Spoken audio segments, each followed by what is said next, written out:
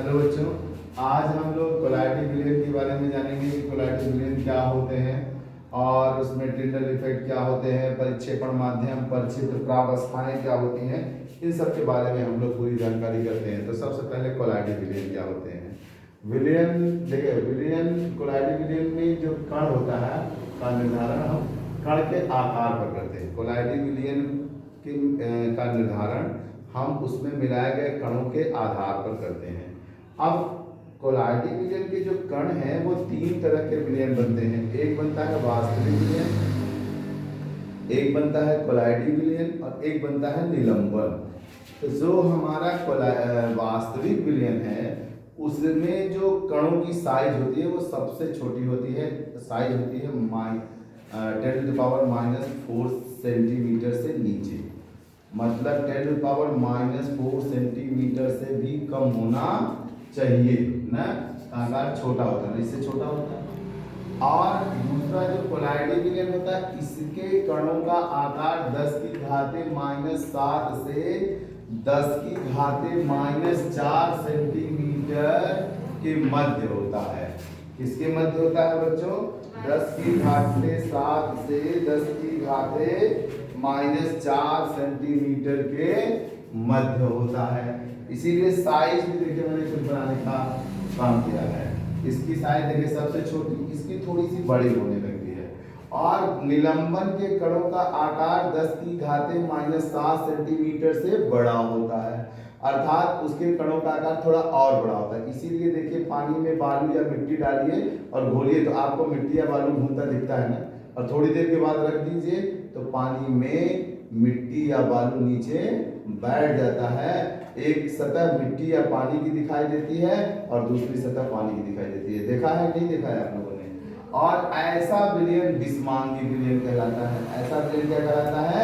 विस्मांगी। लेकिन ऐसा विलयन जिसमें मिट्टी पानी घोल दीजिए, जिसमें कोई चीज घोल दीजिए और वो अलग ना हो, वो क्या कहलाते हैं? हमारे समांगी विलयन, जो कि वास्तविक विलयन है। जैसे चीनी या पानी को पानी में घोल, चीनी या नमक को पानी में घोल दीजिए और घोलने के बाद 2 घंटे 4 घंटे 6 घंटे के लिए रख दीजिए। क्या आप बताइए, चीनी पानी, चाहे चीनी घोले हो चाहे पानी नमक घोले हो, क्या वो दोनों अलग होंगे पानी से? अगर मान लीजिए चीनी घोले होंगे, मान लीजिए आपने पानी में चीनी घोला है, तो क्या वह चीनी आपको अलग नीचे तली में कहीं बैठा बैठा दिखाई देता है? नहीं दिखाई देता है। तब ऐसा विलयन हमारा क्या कहलाता है? समांगी। अब कोलाइटिक विलयन कैसे होते हैं? ये विस्मांगी। देखने में तो समांगी लगते हैं लेकिन होते हैं विस्मांगी। जैसे एक सिंपल सा उदाहरण देता हूँ आपको। आप अपने घर में दही से मट्ठा बनाइए, मम्मी आपकी मार मत दे और आप दही से क्या बनाएं? मट्ठा बनाएं। मट्ठा तो यही होगा सब लोगों ने, घर वाला मट्ठा कह रहा हो। तो उस घर वाले मट्ठे को आप देखिए ले लेंगे तो उसमें कण आपको कहीं कुछ दिखाई नहीं देगा। जब मक्खन वक्खन निकाल लें एकदम मट्ठा रहे तो कुछ नहीं दिखेगा। लेकिन अगर उसी मट्ठे को आप 2-4 घंटे के लिए फ्रिज में रख दें तो फिर देखें नीचे सफेद वाला बैठ जाता है, ऊपर पनिया पनिया अलग हो जाता है। देखा है आप लोगों ने? बस वह पानी क्या कहलाता है? अलग हो गया तो सतह बैठ गई तो विस्मांगी हो गया। लेकिन फिर चम्मच से हिला देंगे तो कैसा हो जाएगा? समांगी हो जाएगा। देखा है नहीं देखा है?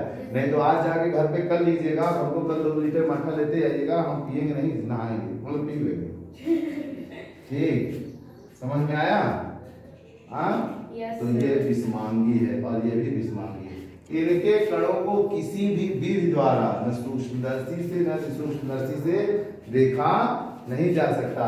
लेकिन इनको तो सूक्ष्मदर्शी से नहीं किंतु अति सूक्ष्मदर्शी से देखा जा सकता है, और इनको तो ऐसे आंखों से देखा जा सकता है ना। मिट्टी पानी को बोल रही है। अब आता है कि ये कोलाइटिक विलयन में ये विस्मांगी विलयन होते हैं, इनके कण सूक्ष्मदर्शी से नहीं बल्कि सूक्ष्मदर्शी से देखे जा सकते हैं। उदाहरण मैंने स्टार्च लिया है, दूध, स्याही, रुधिर, साबुन, टूथपेस्ट, जेली, गोंद, कोहरा, मट्ठा भी लिख सकते हैं आप, ये सब है। अब कोलाइटिक निकायों के प्रकार। कोलाइटिक निकाय के 2 प्रकार होते हैं, एक परिक्षिप्त प्रावस्था, एक परिक्षेपण माध्यम। तो माध्यम वह होता है जिसकी मात्रा अधिक होती है और परिक्षिप्त प्रावस्था वह होता है जिसकी मात्रा कम होती है। इसमें लिख सकते हैं इसकी मात्रा कम होती है, इसकी मात्रा कम होती है। और इसमें क्या लिखेंगे? इसकी मात्रा अधिक होती है। तो बताइए, आपने पानी लिया है ना, पानी जिसको हम लोग अभी विलायक कहते थे, उसे अब हम लोग क्या बोलेंगे? परिक्षेपण माध्यम। क्या बोलेंगे? परिक्षेपण माध्यम। जिसे विलायक कहते थे, कोलाइडी वाले जब पढ़ेंगे तो वहां उसे हम क्या कहेंगे? परिक्षेपण माध्यम। और जो पानी में चीनी मिलाते थे, जिसे हम विलेय कहते थे, उसे हम लोग अब क्या नाम देंगे? परिक्षिप्त प्रावस्था। क्या नाम देंगे? परिक्षिप्त प्रावस्था। देखिए, वितरित पदार्थ के कणों को, जो कण होंगे, वितरित माने फैलना, वितरित पदार्थ के कणों को हम परिक्षिप्त प्रावस्था कहते हैं। इनकी मात्रा सदैव क्या होती है?